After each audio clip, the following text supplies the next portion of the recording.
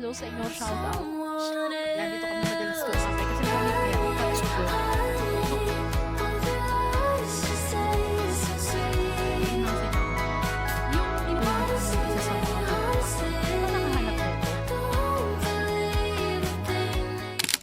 Hello everyone! So today is Sunday and meron lang akong tinapos dito sa aking working area for my part-time job kasi meron lang silang pinagawa sa akin. And then I have to post it by Tuesday since social media management ngayon ginagawa ko. Ginawa ko na siya ngayon kasi tomorrow is Monday and usually kasi pag Monday marami akong, di naman marami pero may meetings ako kasi pag Monday sa full-time work ko and usually marami akong email pag Monday kasi yun yung first day of work ng week. Kaya ngayon ko na ginawa para maasikaso ko na agad siya and wala rin naman akong masyadong ginagawa ngayon. And mag-isa lang ako ngayon sa bahay kasi umalis sila mama tsaka si papa. Nandito ako ngayon sa Batangas. Sa Wednesday pa kami magkikita ni Patrick. Ayan. I am excited. Ang arte. Hello everyone, maulan na umaga. Tagalog na Tagalog. Meron akong face-to-face work. Hindi naman siya meeting, pero errand or agenda today. Tapos, ayun lang. Wala so whole day yung gagawin ko. Although, ano pa naman ang start doon, 12:30, but we have to be there at 11:30. Malapit lang siya sa amin, dito sa Batangas. Depende sa traffic, pero malapit lang siya. Siguro mga 16 kilometers, I think, or 10 kilometers. Pero kasi may meet-up place kami nung mga kasama ko sa work. So, mental health company. So, yung mga experts namin provide ng training sa isang client, which is, hindi ako yung expert, but kailangan ko samahan yung expert. Parang ganun. Yun yung agenda natin today. Pero syempre, baka hindi na ako mag-vlog doon kasi syempre nakakahiya. At hindi naman nila alam na nag-vlog ako. Ano ba yung gagawin ko? Magsa-sunscreen ako. Later pala, pupunta si Patrick dito sa bahay. I'm excited. Tagal ko na kasi na face-to-face na work. Let's see how my day will be. Tapos na guys yung aking face-to-face work. Tapos sinundo ko nila mama tsaka ni Patrick. Andito kami ngayon sa Pancake sa may Kalamba. Pero hindi na ako nag-vlog kanina. Kasi nahiya ako syempre. Ayun. Bagong bukas lang siya. Na-try ko na to before nung kasama ko sila Shine.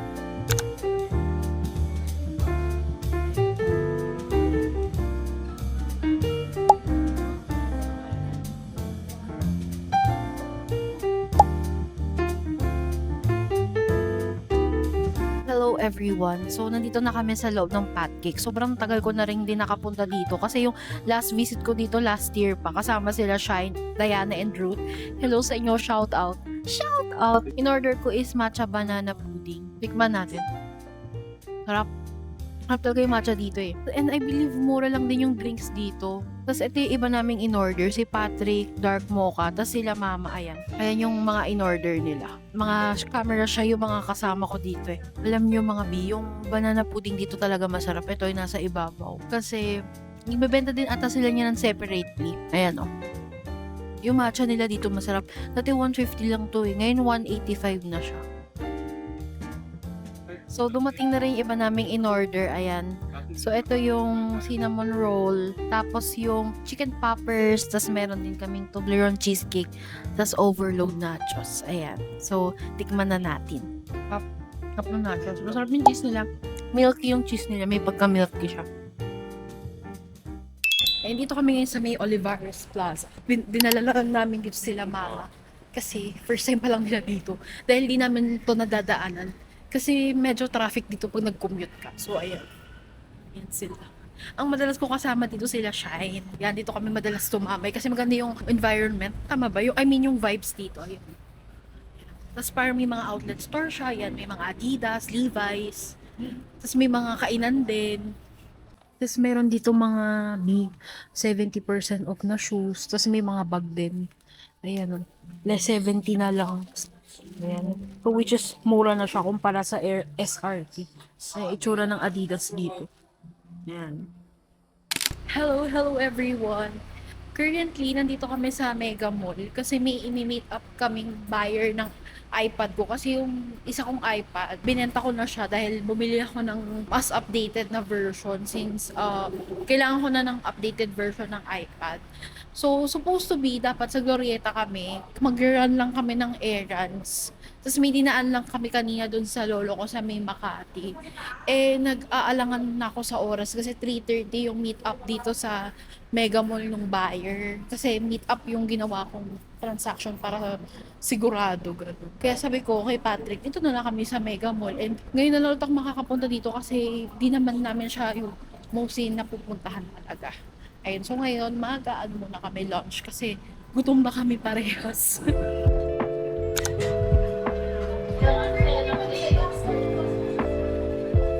Hello everyone. So, currently, dito kami sa Dotonbori. Dapat 'di ba sa Yakinikulay kami, nabanggit ko kanina. Eh pang 11 pa kami ni Patrick for 2 people. Eh gutom na kami parehas. Ang aming breakfast lang is piyaya and coffee. So sabi ko, nakita ko may mga katabing kainan si Yakinikulay. Sabi ko dito na lang kami sa Dotonbori and first time lang din namin dito kumain. We got chicken teriyaki. Si Patrick is, ano in-order mo? Katsudon sa kanya. Tapos sushi roll, yun ang in-order namin. And later on, di namin napusan kami pero bahala na kung anong mangyayari sa araw namin. Lumating na yung order namin. Ayan. Ayan sa akin, chicken teriyaki. Tapos katsudon. To be honest, iba yung itsura niya sa picture. Mas maganda yung nasa picture. Medyo underwhelming siya sa in-person. Pero baka naman masarap dito. Hindi ko pa nga natitikman eh. Tapos hinintay na lang yung sa naming order kasi gutom na talaga kami. So kakain muna kami. Kain tayo mga everyone. Kain tayo mga B.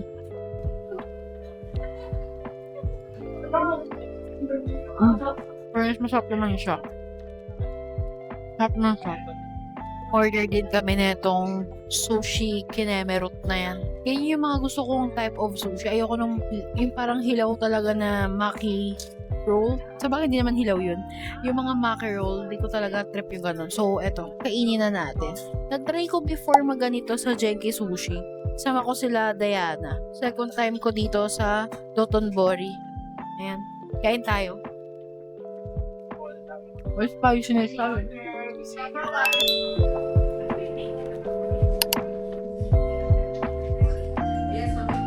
So, nagpalinis na ako ng kuko mga bi. Ayan. Malinis na yung kuko. Dito sa May, ayun, doon banda, ayan. Yung pink sa May Posh Nails. First time ko na magpalinis sa Posh Nails kasi usually sa Nailahulix talaga ako. Sa Glorieta ako nagpapalinis. Eh, out of way kasi kami pag doon pa kami pumunta. Sabi, tapos nakita namin yung Posh Nails dito. Ang galing maglinis ni ate as in inano niya, inis-is niya bawat dry skin ko and all. Tapos mas mura pa dyan kaysa sa Nailahulix. Kung malapit lang to sa amin dito ako magpapalis. But ayun, nice experience. Also, hinihintay na lang namin yung buyer ng iPad ko. Sabi niya papunta na daw siya. Kaya magsistay muna kami dito and then aalis na rin kami after namin i-abot yung iPad.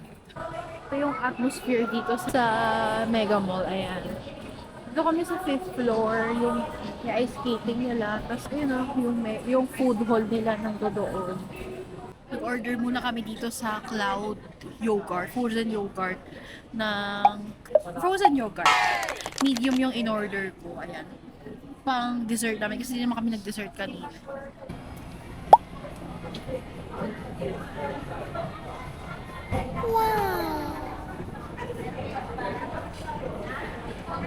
Paalis na kami ni Patrick dito sa Mega Mall. And nabenta ko na rin yung iPad ko. At saka maayos yung buyer namin. Bata pa siya actually. Siguro kasi edad nung pinsan kong mas bata sa akin. Mga 22 ganun. And ayos yung transaction. Chinek niya na rin yung iPad ko. And nakita naman niya na smooth and working. 100% functional pa rin siya. Ayun. So next stop namin is baka mag-coffee kami ni Patrick. Tapos may dinaanan lang din pala ako sa Watsons. Kasi nakalimutan ko yung vitamins ko. Tsaka yung facial wash ko. Ayun. Kaya bumili na rin ako dito sa may Watsons and then paalis na kami. Currently, it's 3:42. Hinahabol kasi ni Patrick yung traffic dito kasi nga 'di ba itong Mega Mall ayun siya along the EDSA. And to be honest, di talaga kami napapadpad dito ngayon lang dahil nga yung ka-meet up namin na sa buyer ng iPad kaya kami napunta dito. Ayun.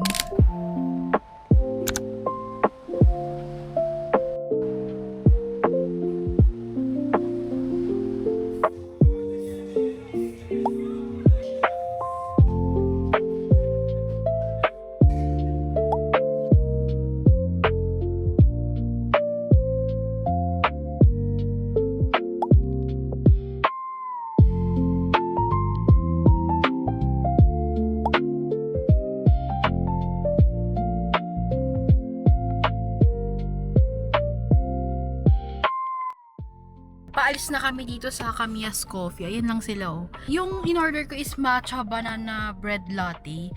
And in fairness, lasang-lasa mo yung pagka-banana bread niya dun sa drink. Yung nga lang, hindi ko somehow malasahan yung matcha. More like, para siyang banana bread na ginawang inumin. Hindi pala milk, parang ganun. Parang ginawa siyang, yung banana bread, think of it, tas naging drink siya. As in, ganun yung lasa niya. Masarap siya. Yung nga lang, hindi ko malasahan yung matcha dun sa drinks. Yung kay Patrick naman is parang brown sugar shaken espresso na may cinnamon. Oat milk din yung ginamit. Masarap siya, matapang yung kape. And roasty type of coffee bean niya. Di ako super galing mag-explain sa coffee bean or ano yung mga deeper names ng coffee bean, pero ganun yung lasa niya. Foods naman siya, pero for me, parang hindi siya yung parang signature drinks talaga ng mga sa ibang coffee shop na na-try namin.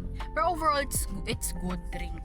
Hello everyone! Life update. Nakauwi na kami. Tapos may binili lang din pala ako kanina sa Trinoma, pero hindi na ako nakapag-vlog kasi as in, bili lang talaga. Bumili ako ng Meiji na gatas na madalas kong binabanggit. Gusto ko siya sa Hojicha tsaka sa matcha. Tapos ngayon, nag-edit ako ng Bacolod vlog natin. Actually, trinim na to ni Patrick. So, lalagyan ko na lang siya ng mga kinemerot sa video. Kung nakikita nyo yung mga kinemerot sa video ko. Minsan ako yung gumagawa nun. Pero nung nasa Batangas ako, si Patrick. So, ninonote ko na lang. Kasi mas mabilis mag-edit dito sa PC niya. Huge shout out to my boyfriend, Patrick. Andito lang siya, nanonood siya ng Avatar. So, lalagyan ko muna to ng mga sound effect and kinemerot para ma-upload na natin. So, medyo mabagal ang progress ng pag-upload namin ng vlog kasi busy din talaga kami. Gahiwalay din kasi kami ng ilang weeks since from Batangas pa nga ako. So, ayan. Edit po tayo ng vlog.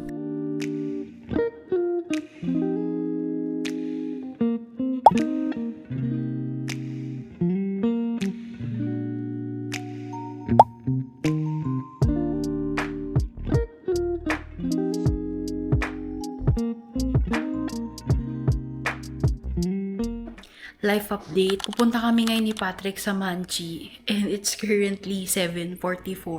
So ngayon na kami mag-Manchi kasi mamaya may i-onboard pa akong 10 PM dun sa part-time job ko kasi give up ko na siya or nag-resign na ako. Kwento ko na sa inyo sa susunod. But ayun, so 10 PM kasi yung schedule nun. And then, i-edit ko pa yung Bacolod vlog na day 3. Hindi ko pa siya na-upload. Yun yung agenda natin later. So, magmamatcha muna ako. Probably si Patrick magko-coffee siya. And ang tagal na rin namin hindi nagmamatcha. So, na-miss namin. Kaya, babalik ulit kami dun.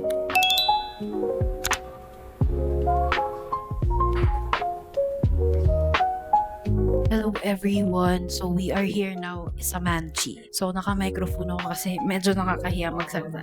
Ito pala yung in-order ko. Yan. Umo matcha and I believe nagbago na sila ng matcha powder. Ipapop up ko na lang sa screen yung matcha nila or matcha menu nila. Tapos si Patrick, ang in-order niya ay Manchi signature in-order niya. All-time favorite niya yun. By the way, itong coffee shop na pinagkakapehan namin is dito siya sa May Kawayan, Bulacan. Malapit lang siya kala Patrick. Parang 10-minute drive lang, ganun. Ito yung aming isa sa mga go-to coffee namin na vlog ko na to. Yung matcha nila mga B, nagpalit na sila ng powder kasi nakausap namin yung owner nito bago kami magbacolod and na-share niya kasi na nagpapalit na daw sila ng matcha powder kasi may mga customer sila na naghahanap ng ibang klase ng matcha dun sa lasa. Ngayon yung matcha nila mas nutty na siya and parang may pagka pistachio-y notes siya, though wala siyang pait at all. And I must say mas less na yung sweet nung matcha nila ngayon compare before. Before kasi yung matcha nila parang may natural sweet na siya. It's good pa rin yung before, pero ito ngayon mas more on like really a matcha na siya. Yun yung masasabi ko. But it's really good. It's coconut water tas may matcha foam siya on top. Cheers! By the way, this is 240 pesos. Nag-price increase na sila. Dati ang Kumu matcha nila is 160 lang. Ito naman yung in-order ni Patrick. Ayan. Yung Manchi signature. This is one of their signature drinks. And ang price naman nito is 200 pesos. Actually, nag-increase yung price nila. Although gets naman kasi lahat naman yung nagtataas mga B. Alam nyo naman dito sa Pilipinas. If you know, you know. Tingnan ko na siya ng maraming beses. Titikman ko ulit para sa inyo.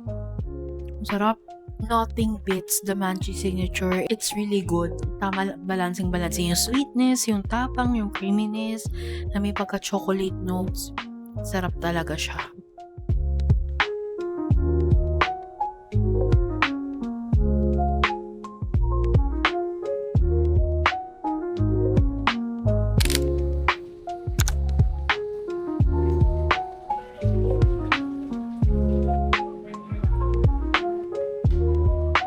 Hello everyone. So we are here in another coffee shop again. This is not the same day nung last time nung sa Manchi. So we are here sa Nene's Bakery and Cafe na malapit lang din siya kila Patrick. This is around Marilao, Bulacan. Nahanap ko lang siya din sa Threads. Si Patrick nahanap niya at ako pa nakahanap nito. Si ating camera shy boy. So, ako pala nakahanap nito. Kung sa maalala, matagal ko na siya na-research and nakikita ko na sa Threads. Ayan, going back, na-research ko to sa Threads and then nahanap ko na siya sa Google Maps before. And ngayon lang namin din na-try and nag-order lang ako ng matcha latte. Si Patrick is yung Nene signature latte yung in-order niya.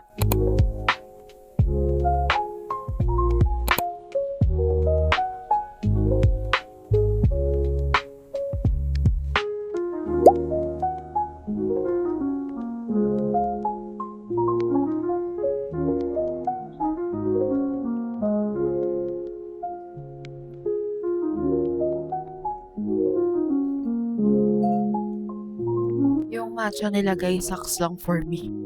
I mean, parang lasa mo naman yung matcha pero hindi siya yung parang super duper na high quality na matcha. Although, gets naman kasi medyo affordable siya. Ko sure affordable nga ba? More of like para siyang green tea. Pero in fairness, hindi siya yung parang matcha na sobrang pait. Ganun. Hindi naman siya ganun. More of like para siyang green tea rather than a matcha. Tapos yung pastries nila, masarap yung brownies na in-order ni Patrick. The cookies was good pero for me parang kulang siya sa pagka-chocolatey. Pakita ko sa inyo. Ayan siya. Although mura lang siya guys. As in parang 70 pesos each per cookie or per pastry. Depende sa flavor.